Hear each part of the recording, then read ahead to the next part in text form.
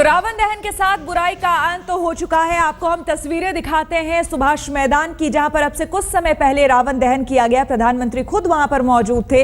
पटना की भी आपको हम तस्वीरें दिखाएंगे। पहले ये तस्वीर आप देख सकते हैं रावण दहन के समय की आपको हम तस्वीरें दिखा रहे हैं। सबसे पहले कुंभकर्ण के पुतले को फूंका जाता है, उसका दहन किया जाता है। उसके बाद मेघनाथ के पुतले को दहन किया जाता है, जिसके बाद आखिर में रावण के पुतले को दहन करने का विधि जो है यहाँ पर। और प्रधानमंत्री नरेंद्र मोदी यहाँ पर मौजूद थे, मनमोहन सिंह, सोनिया गांधी, राष्ट्रपति प्रणब मुखर्जी, तमाम विशिष्ट अतिथिगण यहाँ पर मौजूद थे। और दूसरी तस्वीर आपको हम रामलीला मैदान की साथ ही साथ दिखा रहे हैं, जहाँ पर थोड़ी ही देर में सोनिया गांधी और मनमोहन सिंह पहुँचने वाले हैं। हर साल प्रथा रही है, काफ़ी लंबे समय से रामलीला मैदान की प्रथा रही है कि यहाँ पर सोनिया गांधी पहुंचती रही हैं। और कांग्रेस की ही सरकार में अक्सर ऐसा होता रहा है कि यहाँ पर प्रधानमंत्री पहुंचते रहे हैं और यहाँ मुख्य तौर पर कार्यक्रम होता था रावण दहन का। मौसमी सिंह हमारे संवाददाता मौजूद है रामलीला मैदान से। मौसमी, क्या सोनिया गांधी और मनमोहन सिंह यहाँ पर पहुंच चुके हैं? क्योंकि शायद इंतजार उन्हीं का हो रहा है, रावण दहन कार्यक्रम अभी वहाँ शुरू नहीं हुआ। जी बिल्कुल श्वेता, रावण दहन कार्यक्रम जो विलंब हुआ है वो अभी इंतजार में यहाँ पे सब लोग कि सोनिया गांधी और मनमोहन सिंह उस मंच पे नजर आएंगे और उसके बाद ही कार्यक्रम शुरू होगा। आपको बता दूं कि 6 बजे ये कार्यक्रम शुरू होना था, पर मंच पे अगर आप देखें तो कोई भी नजर नहीं आ रहा है। इंतजार हो रहा है सोनिया गांधी का और मनमोहन सिंह का। एक तरीके से 6 बजे का जो कार्यक्रम होता है, सूर्यास्त से पहले रावण दहन होना होता है, पर ऐतिहासिक रामलीला मैदान में अब आप देख रहे हैं कि करीबन 6:40 हो रहे हैं और अभी रावण, मेघनाथ और कुंभकर्ण तीनों इंतजार में हैं। उनका दहन नहीं हुआ है। यहाँ पे तमाम लोग जो है वो भी इंतजार कर रहे हैं। तमाम जनता उमड़ के यहाँ पे आई है। रामलीला मैदान जो है काफी उसका जो है सांस्कृतिक महत्व है और सियासी महत्व भी है। पिछले 10 साल से प्रधानमंत्री यहीं पे मुख्य तौर पे रावण दहन करते आए हैं, पर अभी जो है अगर आपको हम वो बोर्ड दिखाना चाहेंगे जिसमें सिर्फ स्वागत सोनिया, मनमोहन और राहुल, इन तीनों का नाम लिखा हुआ है। प्रधानमंत्री को निमंत्रण नहीं दिया गया है। प्रधानमंत्री नरेंद्र मोदी यहाँ नहीं आएंगे और जिस तरह से सोनिया गांधी पहले सुभाष मैदान चली गई हैं, इसलिए कुछ आधे घंटे विलंब से ये कार्यक्रम यहाँ पे चल रहा है। बिल्कुल, रामलीला मैदान की हम तस्वीरें देखते रहे हैं मौसमी। न सिर्फ सोनिया गांधी और राहुल बल्कि प्रियंका के परिवार भी वहाँ पर मौजूद रहा करते थे। बिल्कुल, आचार्य जी यहाँ पर हमारे साथ मौजूद है, पंडित अजय गौतम भी हमारे साथ। मौसमी, लौटेंगे आपके पास। आचार्य जी, जो वक्त है वो गुजरता जा रहा है। आपने ये बताया कि रावण दहन का जो समय है 6:15 से 7 के बीच हो जाना चाहिए। जी लगभग ये प्रक्रिया प्रारंभ हो जाती है। श्वेता बिना ठीक पूछते हैं, ठीक कहते हैं। 6:15 7 बजे में सूर्यास्त हुआ। हमारे शास्त्रों में लिखा है सूर्यास्त के समय ही रावण का सूर्यास्त हो गया था। तो ये प्रक्रिया प्रारंभ हो जाती है 6:15 7 बजे के बीच। और इसके बाद में लिखा ऐसा है, लक्षणों के पुस्तकों में लिखा है, अगर ये आगे की ओर गिरते हैं तो शुभ नहीं मानते हैं, दाएं बाएं या पीछे की ओर गिरते हैं पुतले तो अच्छा मानते हैं, या ऐसे बैठ जाते हैं। और इसके बाद में लोग जाके खुश होकर के नाना प्रकार की वस्तुएं, शुभ वस्तुएं खाते हैं, भगवान को प्रणाम करते हैं, भगवान का शुक्रिया अदा करते हैं, भगवान को धन्यवाद करते हैं और प्रसाद ग्रहण करते हुए घर जाते हैं। बिल्कुल, कुछ आपसे पंडित जी जानना चाहेंगे, क्योंकि अलग अलग और ये तस्वीरें आपको हम दिखा रहे हैं। सोनिया गांधी पहुंच चुकी हैं, राहुल गांधी भी यहाँ पर मौजूद हैं, डॉक्टर मनमोहन सिंह भी यहाँ पर पहुंच चुके हैं। तो एक लंबे समय से एक इतिहास रहा है यहाँ पर रामलीला मैदान का, जबकि कांग्रेस शासित राज्य में, देश में यहाँ पर प्रधानमंत्री पहुंचा करते थे। और पिछले साल तक ही डॉक्टर मनमोहन सिंह को हमने देखा यहाँ पर पहुंच के सबसे पहले, क्योंकि सबसे बड़ा कार्यक्रम रामलीला मैदान में ही आयोजित किया जाता रहा है। रामलीला का बाकायदा मंचन होता है पूरे 10 दिनों तक। तो तस्वीरें आप देख सकते हैं, यहाँ पर सोनिया गांधी पहुंच चुकी हैं और राहुल गांधी यहाँ पर नजर आ रहे हैं। और श्वेता अंत में संक्षेप में यहाँ जो मंच पर हैं, ये नाट्य रूपांतरण होता है, थोड़ा बहुत दिखाते हैं और दिखा करके अंत में जो राष्ट्राध्यक्ष होते हैं वो तीर मारते हैं। राम जी भी तीर मारते हैं और राम जी को मानते थे कि हमारे बहुत सारे बाण नहीं थे उन पर, राम के बाण थे, पंच बाण बाण मारते हैं, सीधा जाके उनके नाभि में लगता है। जब नहीं लगता है तो विभीषण कहते हैं नाभि मारी, नाभि अमृत कलश है, तो विभीषण की नाभि में, विभीषण के कहने पर रावण की नाभि में बाण मारते हैं भगवान शायद पंडित जी इसलिए भी जिक्र है कि कई बार कहा गया है, कई शास्त्रों में ये कहा गया है कि छल किया था श्री राम ने, ये भी कई जगह कहा जाता है। देखिए हुआ क्या, जब युद्ध प्रारंभ हुआ तो क्योंकि उसको वरदान था, उसकी नाभि में अमृत कुंभ था, तो जैसे ही उसका शीश कटता था तो उसकी जगह दूसरा शीश आ जाता था। तो सबने कहा कि आप इसके हृदय के अंदर मारिए, इसके हृदय में तीर मारिए।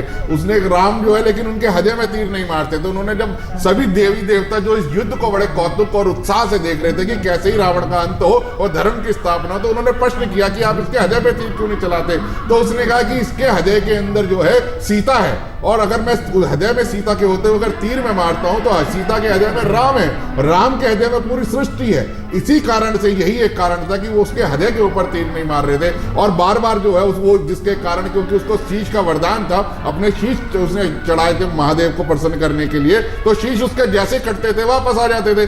जब बाद में अंत में जब इस बात का खुलासा होता है कि इसकी जो ये जो बचरा है अभी तक बार बार जो इसको अभेदान मिल रहा है वो इसके नाभि के अंदर अमृत कुंभ है, तब जाके अंत में, क्योंकि पहले सभी देवताओं में यही विचार विमर्श हुआ, तो उन्होंने किसी भी तरीके से करके वहां पर ऐसा माहौल उत्पन्न किया देवताओं ने कि उसके हृदय, उसका जो रावण का मन था वो विचलित हो गया।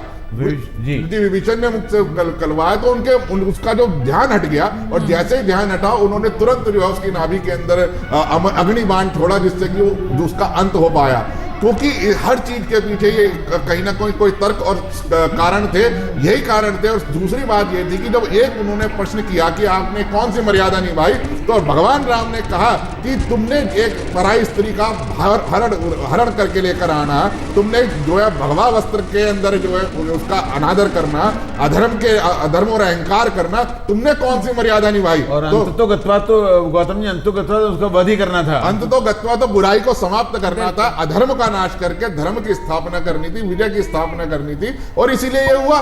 यही एक उनके ऊपर प्रश्न जो था कई बार उठे, लेकिन उनका स्पष्ट मान था, मर्यादा पुरुषोत्तम ने हमेशा यही कहा कि जो तुमने स्वयं मर्यादा का त्याग किया, तुमने स्वयं धर्म का त्याग किया, तो तुम्हें धर्म और मर्यादा के प्रश्न उठाने के तो तुम अधिकारी ही नहीं। अवतार के लिए लिखा भी धर्म संस्थापनार्थ है, संभवम युगे युगे। धर्म की स्थापना के लिए भगवान बार बार युग में, हर एक युग में अवतार लेते हैं, और वही प्रतीक है। अभी ये बाण मारेंगे, बाण मारते ही रावण का वध हो जाएगा। पूर्व प्रधानमंत्री डॉक्टर मनमोहन सिंह भी पहुंच चुके हैं। तस्वीरें आपको हम दिखा रहे हैं रामलीला मैदान की, जहां पर डॉक्टर मनमोहन सिंह, साथ में सोनिया गांधी कांग्रेस अध्यक्ष, और राहुल गांधी भी यहाँ पर मौजूद हैं। सोनिया गांधी जी, डॉक्टर मनमोहन सिंह जी और राहुल गांधी जी मौजूद हैं मंच पर। जरा जोरदार तालियों से स्वागत करें, जोरदार तालियों। तो अभी कुछ समय पहले सुभाष मैदान में रावण दहन का कार्यक्रम हुआ। चंद्र भगवान की। अरविंद जी लीला का मंचन खत्म करें। ठीक है जी। इसी रावण वध के साथ ही एक नए युग का प्रारंभ भी होता है, इसीलिए बहुत से लोग भरत मिलाप कल करते हैं। भरत जी मिलते हैं राम जी जाकर के, भरत मिलाप कल होता है, राम राज्य की स्थापना हो जाती है। राम राज्य की स्थापना का मतलब है कि जैसे आपने बहुत ठीक पहले ही कहा, यहाँ कहा, जो गौतम जी ने कहा कि राम राज्य एक राम राज्य है, मतलब कोई किसी के व्यक्तिगत रूप से किसी धर्म का किसी के नहीं है, लेकिन राम राज्य में दैविक भौतिक तापा राम राज्य का हो नहीं रहा पा। वही हम कल्पना भी करते हैं, सभी लोग कल्पना करते हैं राम राज्य की स्थापना हो। राम में धैर्य बहुत था, धैर्य हो, रामो विग्रहवान धर्म। राम में धैर्य 10 लक्षण धर्म के, उसमें पहला धैर्य, संतोष, माता पिता का आदर, सम्मान, सबके प्रति विनम्र भाव और सरल भाव, वो राम के स्थापना सबके अंदर हो।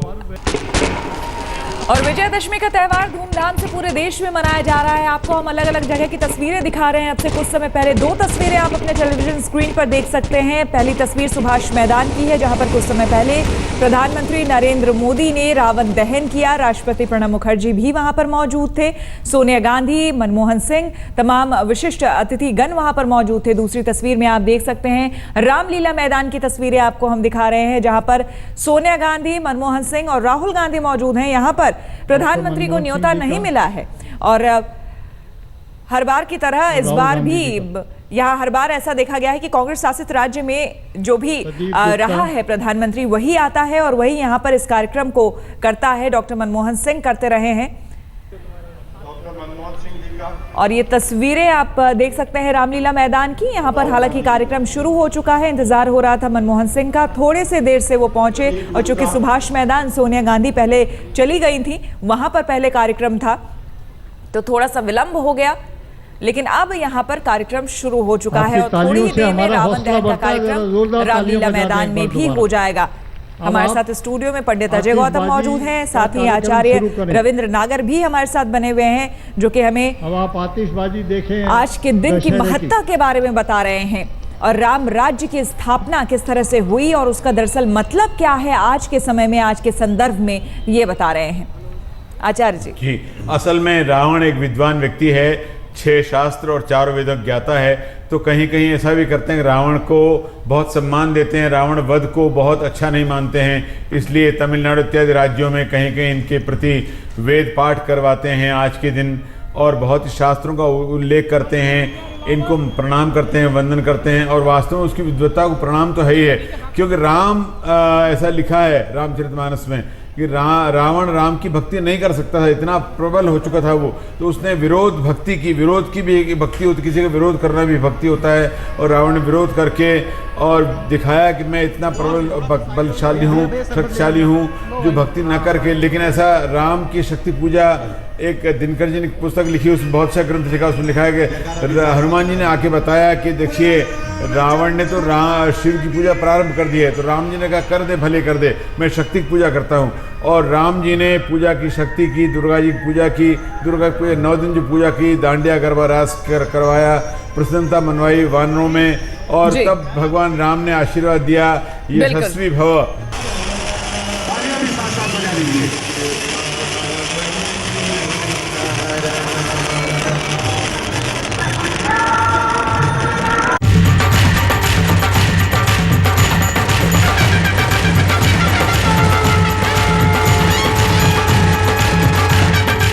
Problems must become really the sources of energy.